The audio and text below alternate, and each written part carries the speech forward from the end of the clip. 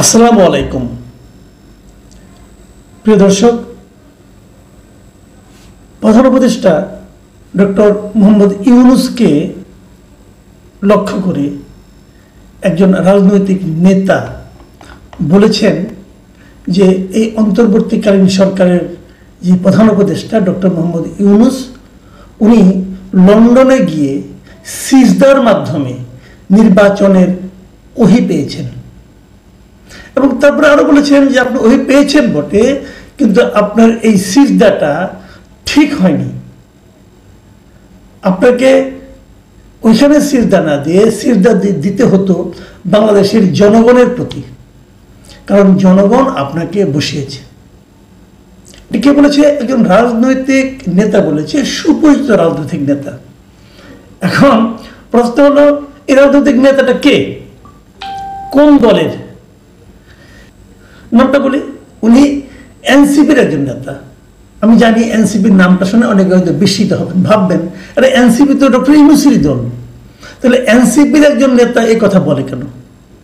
এবং এই কিন্তু এনসিপির ছোটখাটো কোনো নেতা না। এনসিপি যিনি মুখ্য বলেছেন যে গণ অভ্যুত্থানের পর রাষ্ট্রপ্রধান হওয়া ব্যক্তি লন্ডনে গিয়ে সিজদা দিয়েছেন, এবং তিনি আরো বলেছেন পৃথিবীর ইতিহাসে এমন নজির নেই যে একজন অন্তর্বর্তী সরকার প্রধান একটি রাজনৈতিক সমন্বয়ক মিস্টার নাসিরউদ্দিন পাটোয়ারি তিনি এই কথা বলেছেন। এখন এই কথাটা বলা ঠিক কি বেঠিক এটা নিয়ে আজকে আমি একটু কথা বলতে চাই। এবং কেবল এনসিপির নেতা এই নাসিরউদ্দিন পাটোয়ারিয়া নয়, এনসিপির আরো একজন নেতা হাসনাত আব্দুল্লাহ তিনিও কিন্তু এই একই কথা বলেছেন। তিনিও প্রত্যেক দলের ভারপ্রাপ্ত চেয়ারম্যানের সঙ্গে বসে যৌথ সংবাদ সম্মেলন করেছেন, এটা হাসনাত আব্দুল্লাহ বলেছেন। আচ্ছা, আমি যদি দুটো কথা নিয়ে আলোচনা করি, হাসনাত আব্দুল্লাহ এবং নাসিরউদ্দিন পাটোয়ারি, আমরা তো ওনাদের অনেক সমালোচনা করি, বলি যে আপনার কিংস পার্টি, বলি তা নানা রকম তাদের নিয়ে নানা রকম বদনাম হচ্ছে। অনেকে বলছেন চাঁদাবাজি করে, অনেকে বলছেন যে সরকারি প্রোটেকশন পায়, বিভিন্ন জায়গায় যায়। এগুলো তাদের বিরুদ্ধে সমালোচনা অনেক পুরনো, আমি অনেকবার করেছি। কিন্তু এবার যে ঘটনাটা ঘটলো, এই যে কথাটা ওনারা বলেছেন, এই দুজন নেতার কথাই বলি, ভুল বলেছেন। আমি কিন্তু মনে করি ওনারা ভুল বলেন নাই। এতদিন ওনারা যে কাজগুলো করেছেন সেগুলো ভুল করেছেন। এতদিন তারা ডক্টর ইউনূস গভর্নমেন্টকে প্রায় সকল ক্ষেত্রে এক ধরনের ব্ল্যাঙ্ক চেক দিয়েছেন, কিন্তু এখন আর দিচ্ছেন না। কেন দিচ্ছেন না সেটা অন্য হিসাব, সেই হিসাব নিয়ে আরেকদিন কথা বলবো। আমি বরং এই যে তাদের মন্তব্যগুলো নিয়ে একটু কথা বলতে চাই। সেটা হলো, এই যে বলেছেন একজন সরকার প্রধান একজন রাজনৈতিক দলের ভারপ্রাপ্ত চেয়ারম্যানের সঙ্গে বসে যৌথ সংবাদ সম্মেলন করেছেন, এটা নজিরবিহীন। কথাটা কিন্তু মিথ্যা নয়। হ্যাঁ, তারেক রহমান অবশ্যই বড় নেতা, কিন্তু ওনার সঙ্গে যে ডক্টর ইউনূসকে দেখা করতে হবে কেন? এটা বেসিক কথা। দেখেন, তারেক রহমান তো আমারও নেতা, আমিও হয়তো যারা বিএনপি করেন সবারই নেতা, এই দেশের নেতা উনি, কোনো সন্দেহ নাই এতে। কিন্তু ক্ষমতায় তো আমরা তারেক রহমানকে বসাইনি, আমরা ক্ষমতায় বসেছি ডক্টর ইউনূসকে। তো ডক্টর ইউনূস তো ওনারও ওইটা রাখবেন। উনি কি বাংলাদেশে থাকতে কখনো কোনো রাজনৈতিক দলের অফিসে যান, যে কথা বলেন? যদি এরকম হতো যে উনি সবার সঙ্গে দেখা করেন, যে যে কথা বলেন, আমি এটাকে মেনে নিতে পারতাম। হ্যাঁ ঠিক আছে, ওনার তো এটা টাইপ, উনি এরকম করেন, সবার সঙ্গে একটা আন্তরিক ভঙ্গিতে কথা বলেন, তা তো বলেন না। তো ওখানে যে, এবং আরো বড় কথা, এই মিটিংটা কিন্তু অনুষ্ঠিত হয়েছে ডক্টর ইউনূসের আগ্রহে, এবং ডক্টর ইউনূসের পক্ষ থেকে, সরকারের পক্ষ থেকে মিটিংটার কথা প্রথম বিএনপিকে বলা হয়েছিল। তারপরে মিটিং এর মধ্যে কি হয়েছে না হয়েছে সেটা অন্য আলাপ। এবং আমি নিজেও বলেছি যে এই মিটিং এ আসলে সরকারের অন্য একটা উদ্দেশ্য ছিল। সেই উদ্দেশ্যটা কি সেটা আমি তখন বলেছি, তখন মনে হয়েছিল বলেছি। পরে দেখা গেছে সে যা বলেছিলাম তা পুরোটা সত্য হয়নি, সেখানে আমার প্রেডিকশন ভুল হয়েছে। হতেই পারে, আমি তো মানুষের ভাই, আমি তো জ্যোতিষ না, তাই না? আমি যেরকম ভেবেছি সেরকম বলেছি, আমার কথা যুক্তি দিয়ে বলেছি। কিন্তু প্রশ্নটা হলো এরকম হয় কিনা, এটা ঠিক হয়নি। যদি এমন হতো ডক্টর ইউনূস তারেক রহমানকে বলতেন যে আপনি দেশে আসেন, আপনার সঙ্গে একটা মিটিং করবো, তাহলে সেটা হতো সবচেয়ে শোভন, সবচেয়ে ভালো, যেটা নিয়ে অন্যান্য পলিটিক্যাল পার্টি যেন করে থাকেন। কিন্তু এখানে তা হয়নি। এটা দিক দিয়ে ঠিক আছে। আচ্ছা, এবার আসার আরেকটা কথা বলি, যে আমাদের নাসিরউদ্দিন পাটোয়ারি কি বলেছেন, পাটোয়ারি কথাটা একটু শুনি আমরা। পাটোয়ারি সাহেব বলেছেন, বাংলাদেশের মানুষ আমাদের নোবেল লরিয়েট ইউনূস স্যারের চোখে পড়ে না, উনাকে লন্ডন যেতে হয়।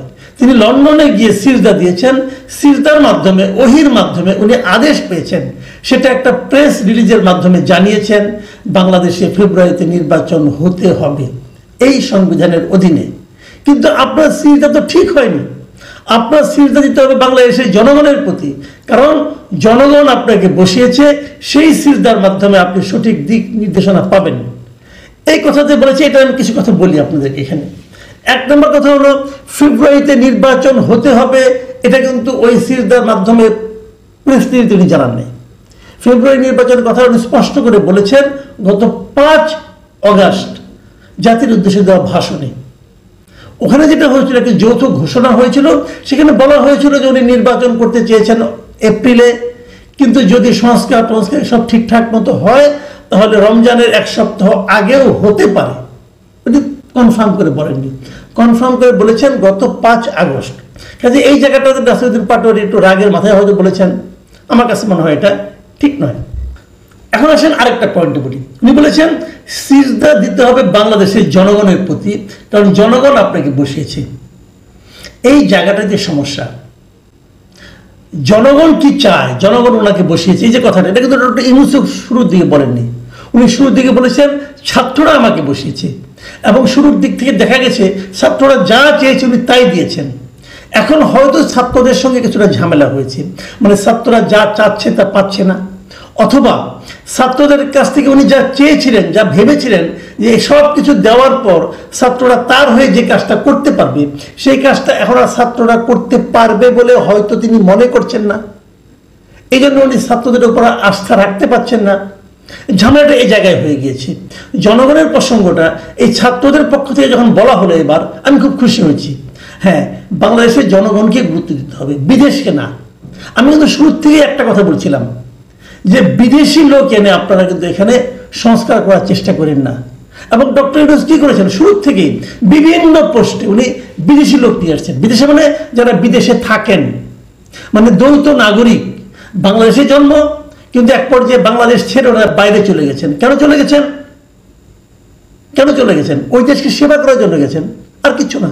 কারণ যদি সেবা না করে বাংলাদেশকে উন্নত করার জন্য, বাংলাদেশে বৈদেশিক মুদ্রা পাঠানোর জন্য যেতেন, তাহলে ওখানে যেয়ে তারা ওখানকার নাগরিকত্ব নিতেন না। ওখানকার নাগরিকত্ব নেওয়ার মানে উনি আসলে ওই দেশেরও নাগরিক, এই দেশের নাগরিক, উনি 2 নৌকা পা ওনার। যখন দেখবেন যে নৌকা ফুটা, ওই নৌকা থেকে পাটা তুলে আরেক নৌকা পা রাখবেন। যখন দেখবেন যে নৌকাটা ওনার জন্য বিপজ্জনক, অন্য নৌকায় চলে যাবেন।